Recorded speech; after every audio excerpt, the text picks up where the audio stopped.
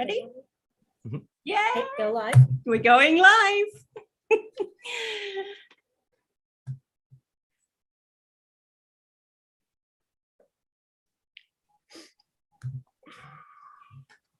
Okay, hello everybody and welcome to the second afternoon tea and truth biscuits. Today I have Jack Poulson with me, who is a former Google senior scientist and who now is the executive director of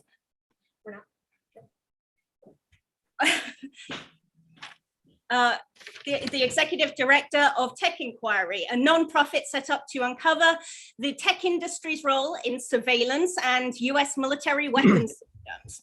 So like me, Jack spends countless hours delving through the internet and government contracting information and doing freedom of information requests to discover the sort of tech government connections within the sort of military industrial complex, we'll call it.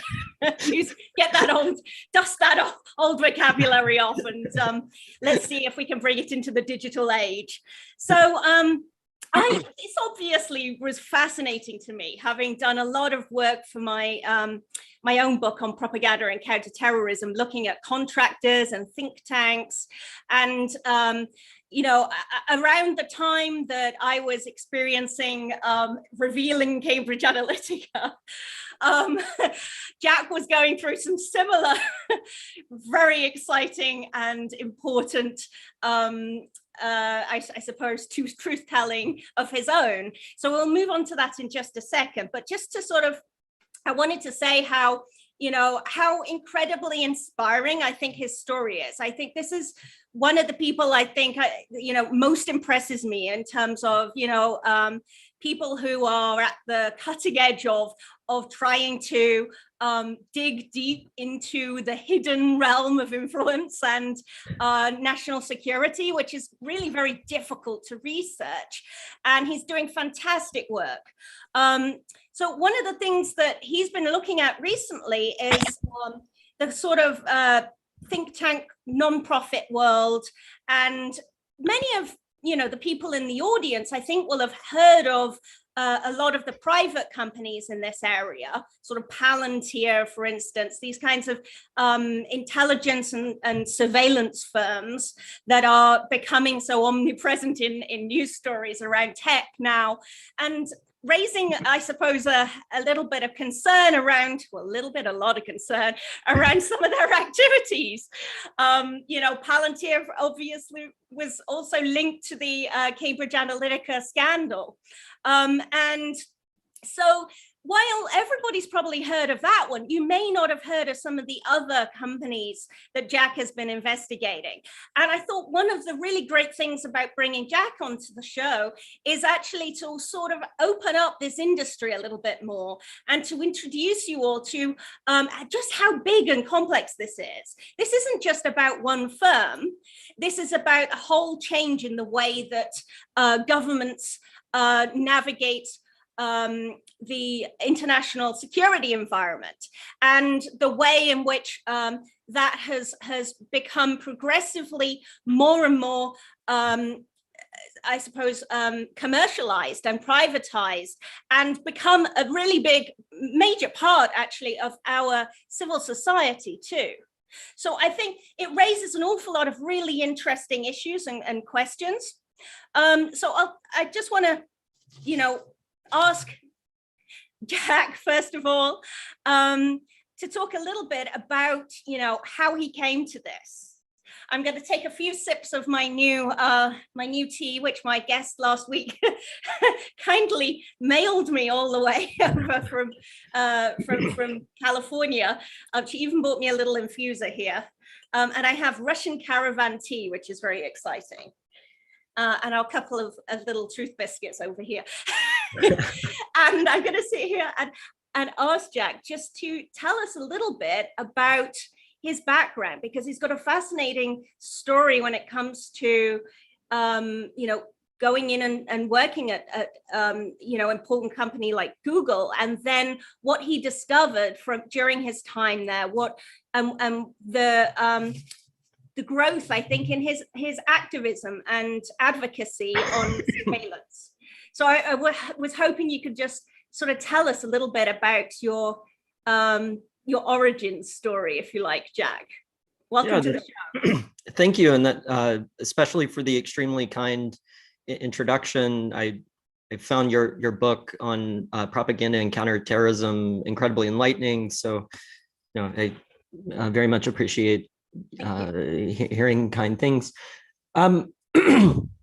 So yeah, I did work for Google for a few years, and before that, I had been an assistant professor of math at Stanford for a couple of years. What I'm kind of torn by, and when people ask these sorts of questions, is how to properly answer it without also feeding into this sort of symptom that's shown up, where outside experts who never, say, took the money at these major companies aren't kind of eventually supplanted through this sort of narrative that the people who are in the companies are the ultimate experts. And part of an interesting component to that is that even at Google, I was learning about what the company was doing from investigative journalism. And so for example, you mentioned that I had been at Google and had dealt with some truth-telling issues that had resulted from an article that came out in The Intercept that revealed that Google was rolling back about a decade of its stance on refusing to proactively censor and surveil search engines, and in particular countries, in this case China. And so I think there can be an unfortunate narrative that is frankly false, that employees are always the most or the best informed. And the reality is that there has to be this ecosystem of employee organizing and investigative journalism and independent nonprofits. And so I would say that now I'm more on the independent nonprofit side of things, and engage with activists within companies, and hope to push for people to understand that this ecosystem is really what's needed. So anyway, as a tangent, basically what happened is that I had spoken out at Google on this human rights issue internally. Yeah. And then had ended up kind of letting on to a journalist at The Intercept that's why I left, and then it became public. Just to recap some of the audience who may not be so familiar with the story, this is about Project Dragonfly, isn't it? Is that right? Or we Dragonfly. So, and can you tell them exactly what Google was doing? Yeah, I would say I would roll back the clock a bit to 2007, 2008. There had been a journalist in China named Shi Tao who had leaked on, I believe, the 15th. No, it would have been it was an anniversary of Tiananmen Square, and he had leaked to press in the United States that an order had come down from the Chinese government that said that there cannot be any reporting on this event, sort of out of fear of subversion from the Falun Gong. Wow. And so what had happened is that Yahoo had actually been in the middle of its negotiations with the Chinese government and with Alibaba on their very massive stake in that company at the time, and they ended up giving up information on this journalist to the Chinese government, and it led to his arrest, and ultimately he was sentenced to 10 years in prison. So this caused a huge snafu. There had been a similar issue at Microsoft, and Google was just entering into the Chinese market at the time. And so there was a coalition that had formed at the time called the Global Network Initiative, which was actually founded by Microsoft and Google and Yahoo, and Human Rights Watch was one of the members. And so the idea was to set up this so-called multi-stakeholder organization that would try to come up with collective action. In fact, I use that terminology by US industry to protect free expression internationally. Anyway, so fast forward to the end of 2009, both Google and Microsoft had entered into the Chinese market with proactively censored and, and surveilled versions of their search engines. Obviously, Microsoft's was Bing. And in 2000, doing things like censoring certain terms, weren't they? Like human rights, is that right? Yeah, I mean, it can be hard to pin down particular terms. What I will say is that within Google, there was a sensitive terms / blacklist that I directly saw that did indeed include the term human rights, which was one of the reasons I ended up speaking out. That was a bridge too far. But basically in 2009, there was a large cyber attack on US industries, including Google, that allegedly was conducted by the People's Liberation Army, that led to Google, including with statements directly from Sergey Brin, explaining why it was that they would no longer, participate in this. And so that, Microsoft actually took the opposite line and said, essentially, how dare you withdraw from that market? That's hypocritical. Bill Gates is even quoted saying that, Google should have also withdrawn from the US market if it was going to do that. And so I would say from the 2010 to 2018 timeframe, Google had this fairly aggressive human rights stance, and Microsoft, it said, well, we'll comply, and it'll be sort of the local laws and regulation approach to doing business internationally. And then in the end of 2018, Google adopted the Microsoft position, if you will. All the while, both of these companies have been core members of this coalition called the Global Network Initiative, which was ostensibly created to prevent exactly this kind of behavior, but exactly what they were doing, which unfortunately, has not actually prevented even backslides from these companies. Yeah. And so there were sort of talks that Google would be kicked out of this coalition for this regression, but that kind of seems like an empty thread, and that played out because obviously Microsoft is still a member, and they've been doing this since they entered in 2009-ish. So anyway, long story short, there had been another major protest at Google at the time, which was over their contracting with the US military on drone surveillance and drone warfare. And that was Maven, yes? That's Project exactly. Maven. Yeah. Yeah, on Project Maven. So what had happened is that basically the US military and intelligence agencies wanted a member of Google that had organized against that to come speak with them so that they could understand their position in a sort of closed door session. And essentially I was the third ask. Everybody else kept saying no. And I said, fine, I'll go speak to them. I had signed on to a sort of coalition, like a joint op-ed on this, even though I hadn't organized against it at the company. And so I ended up going, and I wanted to speak to them about freedom of expression issues. And essentially all they cared about was US tech companies and their military alliances. And so through that meeting and kind of getting grilled by a lot of fairly high level officials across different agencies, I met a bunch of people from across the bureaucracy, if you will, of the so-called Defense Innovation Initiative. And started really looking deeply into, who are these different contractors? What are the government kind of components that they're contracting with? And, trying to understand better why so many tech CEOs were in the room at this event as well. And so that kind of led into me, one, getting a better sense that these human rights issues are largely viewed as kind of talking points, and if you will, and idealism was the term that was thrown at me by these. Within the tech industry or within government? Within the military even. I was directly told by a 4-star general that I was just an idealist.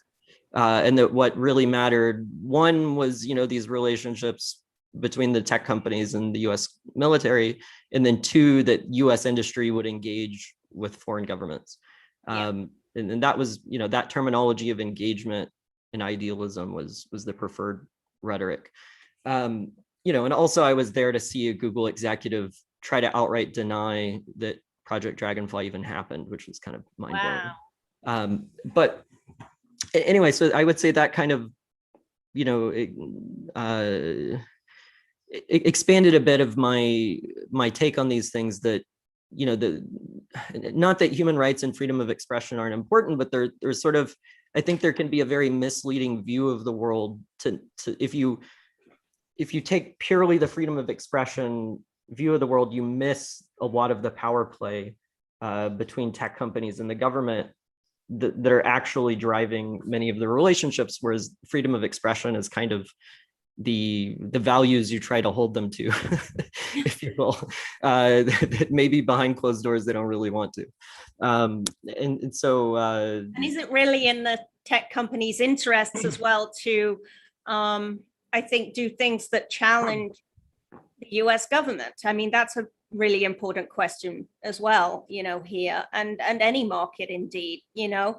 I think maybe companies are starting to wake up to the reality that it's going to be very uncomfortable for them if they start doing Chinese censorship. But at the same time, I think that, you know, Project Maven didn't necessarily start and end where you encountered it at Google, did it? It's something that, you know, a lot of people don't actually know how big these programs are. And, you know, I think there's a lack of understanding of just how much cooperation goes on between big tech and governments. Right. I would say that the big prize is definitely cloud computing. So obviously these are multi-billion-dollar ceiling awards, you know, whether it was the say wild and stormy so-called award that that went to Amazon that Microsoft bid protested. There's the CIA Cloud Computing Award that went to Amazon and Google and Microsoft and IBM and Oracle after the original award had gone to just AWS. Anyway, so that Maven actually, relatively speaking, was a small project in the sense that if you combine a few of the biggest recipients, it was about $50 million. So in particular, Microsoft turned out to, according to public procurement, have been the biggest recipient, with a small startup named Clarify having been number 2. And then, if I recall correctly, Amazon Web Services having been number 3. Google got a lot of the attention, but it actually isn't even in public procurement for the project. You know, my best guess is that Google was actually a subcontractor under this reseller named Carasoft, who is listed as a subcontractor on Maven. One of the issues is that, you know, a lot of this can be hidden. You know, what's actually happening can be hidden behind subcontracting and, you know, different relationships that we don't necessarily know what's taking place and who's involved. Yeah, I even had an interesting heated conversation, maybe not heated, but let's say blunt conversation with a FOIA officer at the TSA earlier today, because I'd asked for subcontracting information. And he was being frank, and he said, I don't even know who the subcontractors are. And I was in charge of the award. And he said, I can't even get that information. And that's between the prime contractor and the subs. Yeah, and so this. Yeah, and so it's a bit funny, like, you know, Analytica or SCL, you know, the parent company. Exactly. Yeah, I found that I knew more about the subcontracting than the TSA contracting officer did. And so it's, you know, hidden is even, I think missing, you know, almost just obscured is a more appropriate description, because even the people that you'd think would be the ones hiding this information are also kind of in the dark. And so, you know, really only the company often knows this information, even though technically a lot of it is made public. And of course, with everything shifting over the last, 20 years now, really, into private sector, that means that, you know, our FOIA legislation and transparency of government and open government and so on are really kind of a bit of a myth, because government doesn't happen in government. It happens in contracting firms, you know. So all of that, you can't FOIA these private contractors. I mean, you can get the documents from governments, but even so, there's a lot you can't actually get access to, and which is essentially being, made more and more opaque as everything is pushed outside government. So one of the things I wanted to ask you about is the new developments we've been seeing with location tracking and data brokers. You were uncovering a lot of this. Can you talk a little about that? Yeah, I mean, I would say I played a very small role. I think the two really large contributors in this space are Joseph Cox over at Vice and Byron Tao over at Wall Street Journal, who've done incredible work, kind of exposing these companies in the first place, whether it's, Ventel's work with ICE, which is a location tracking data broker, which has sold, to ICE, the FBI, the DEA, you name it, for things, including detecting underground tunnels for, people immigrating across the US-Mexico border. These location tracking data brokers have also been selling to US special operations quite a bit. SOCOM, as it's called, as you're well aware, is one of the most technologically forward, if you will, organizations. It's also where Palantir had its first real foothold in the US military. I would say I try to track a lot of those companies and map out the ecosystems. And one of the maybe surprising things that I found was that the sanctions enforcement arm of the US government, which is the Office of Foreign Asset Controls within the US Treasury, was actually procuring location tracking data from a company called Babel Street, in particular their Locate X product. And even in the contract, it explicitly states that this is from cell phone ad tech data for use in their office of targeting. And so I don't think it's a new idea. I mean, obviously it was a major component of the Snowden revelations that the way US intelligence came to function inherently mixes up domestic information with international information. And so yes, indeed, increasingly surveillance tech is sort of embracing us all and is being actually used against the most vulnerable, as we're seeing even in sort of border control and things like that. I think you were mentioning you had some personal experience with that. Is that right? Yeah, after I was at Google for a while, I had this idea that I would try to do contracting half-time and kind of nonprofit work half-time, and it didn't really work out, but it was an idea I had to avoid kind of begging billionaires for money, that problem.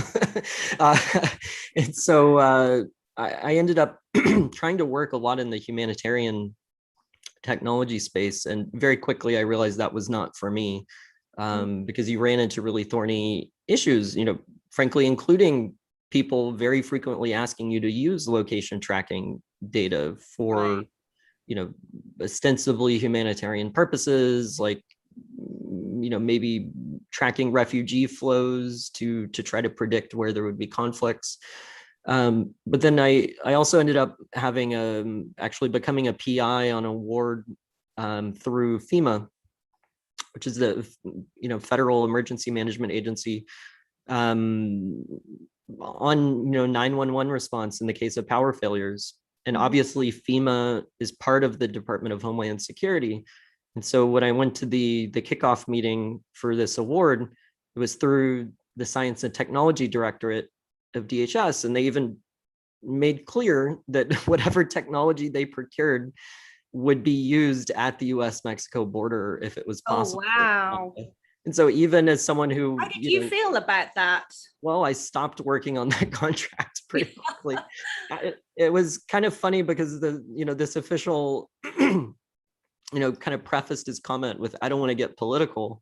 But, I had to wear a flak jacket the last time I was at the border, and that it's really critical that we— And so it kind of, to pull things back to Palantir a bit, I'm sure you recall that the kind of party line within the company for years was that they weren't at all involved with anything, including deportations, because they were purely contracting with the HSI, or the Homeland Security Investigations Division of ICE, whereas deportations were in enforcement and removal operations, or ERO. Now that's a very small, those are two divisions within ICE, and they were arguing for a while that there was a firewall there. Meanwhile, I was trying to do humanitarian work over at FEMA, and even they were telling me they were going to use stuff at the border. Yeah, and that just wouldn't work, would it, anyway? Yeah, and so DHS ended up even going on record when a reporter reached out about this, and they said, well, yeah, that's just what makes sense financially, that if you acquire technology, you want to use it as broadly as possible. And so one of our audience has actually asked a question, which I want to come to quickly. Jean-Pierre has asked, are they not forced? I think he is talking about tech companies in general. Are they not forced to cooperate with government? For instance, the example of Edward Snowden and the NSA documents and so on. It becomes, I think, very difficult to blow the whistle or to challenge any of this. So what would you say to that? Do you think it's possible for these companies to resist and to try to perhaps take a different line? They did, as you said in the beginning, perhaps, is it becoming harder to resist government's interference? So there's that sort of fatalist argument, which, I would kind of call the Bill Gates argument, because it's what he voiced even pre-Snowden. But it was also what I was told by the head of all AI research at Google, a guy named Jeff Dean, when I asked this question about, for example, would Google comply with the demand to surveil a user in China who just happened to search for the term human rights? The response was, well, for all you know, the United States government is doing the same thing through FISA warrants right now. So, I mean, I would say it probably wouldn't be the term human rights that the US government would do that under. There has indeed been reporting about particular, I think even kidnapping cases, where if someone searched for particular cases, that information was turned over. So there definitely are examples, and one could hypothesize as to how broad, especially in national security context, the equivalence would be. But I just think if you start from the premise that because there are particular cases that are problematic, that you should forfeit all of your kind of ethical red lines, that's just not a place to be, and that really, if things are that bad in the United States, then maybe someone should make a very prominent public stand against that. And so kind of my take is, well, if it really is that bad with the US government, why haven't you spoken out about it? Yeah,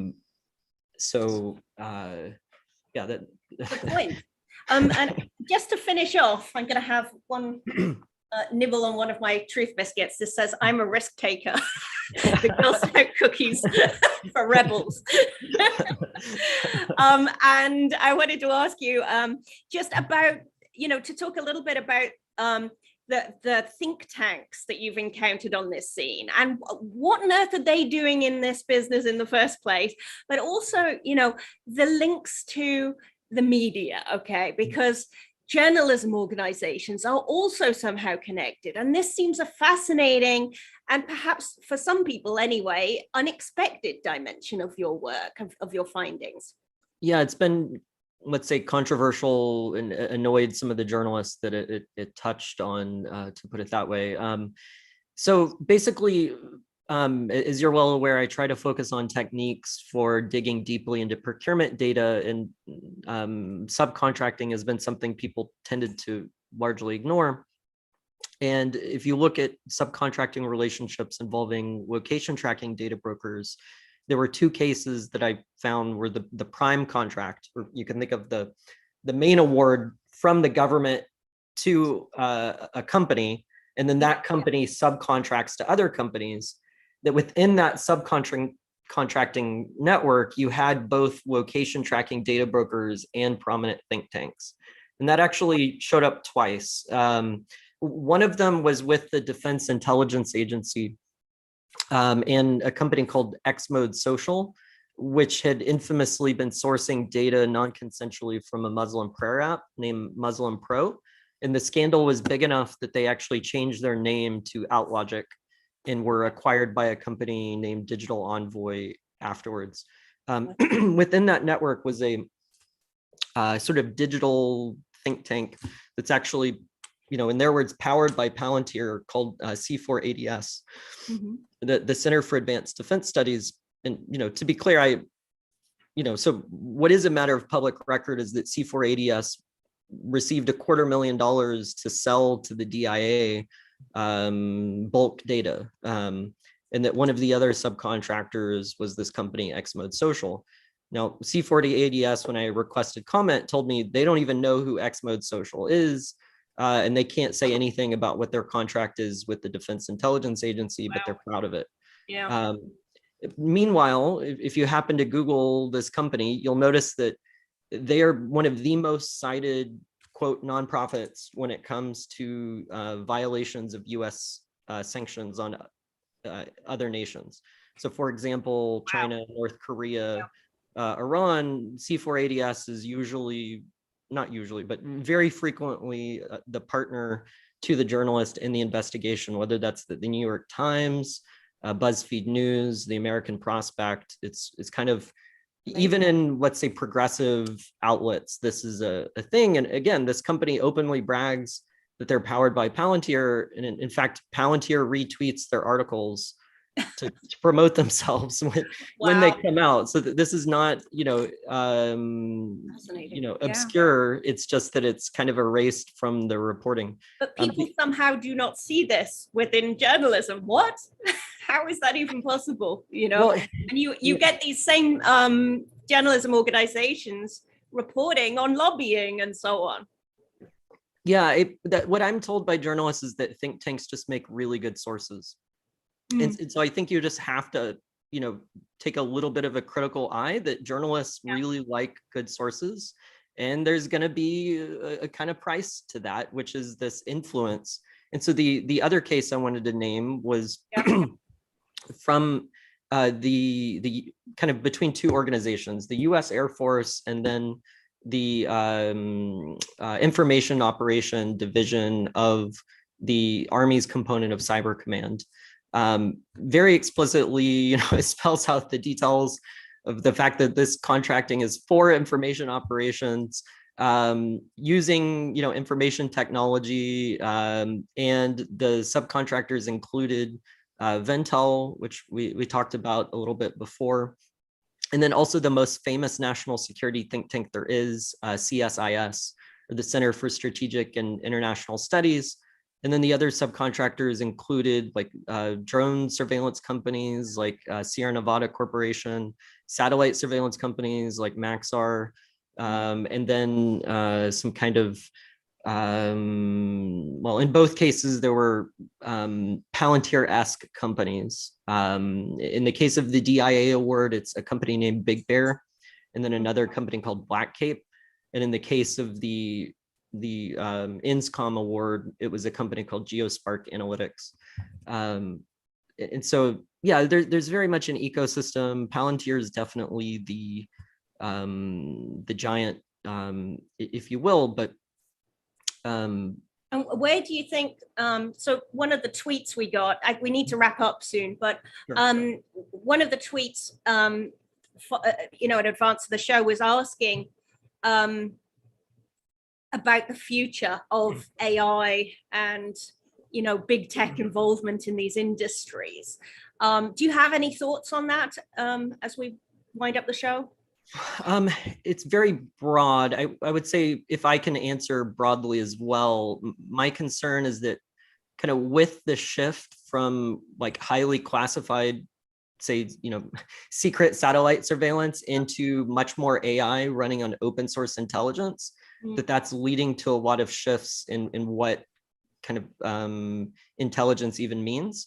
And that I would argue that shift has meant that like AI infused think tanks really aren't that different from intelligence contractors anymore. And I don't think that's a particularly novel insight, but I don't think people have really thought through what that means for example, how this might tie into influence operations, what it means for for journalists who start to depend upon software for their reporting. And so that's something transparency like as well, of course. Yeah. And if these think tanks are also getting huge money from defense, you know, it surely has to make it harder to sort of challenge the money and the profits that, you know, these tech companies are getting from, you know, expanding surveillance, really. You know, it bolsters that industry. We're all sort of crying privacy and let's reform all of this, but you've got all of these think tanks who are getting essentially paid by an industry that, you know, is all about keeping us insecure so that the data can be used in warfare, you know. Yeah, that obviously think tanks tend to always somehow end up with a conclusion that suggests that weapons manufacturers need more money. Yes. I wonder how that happens. Yeah. Okay, well, thank you so much, Jack. This has been fascinating having you on the show. I really appreciate it. And I hope the audience come back again very soon next week. Might skip a week, probably next week. For the next installment of Afternoon Tea and Truth Biscuits. Thank you so much for joining me. Bye. It was my pleasure. Bye, Emma.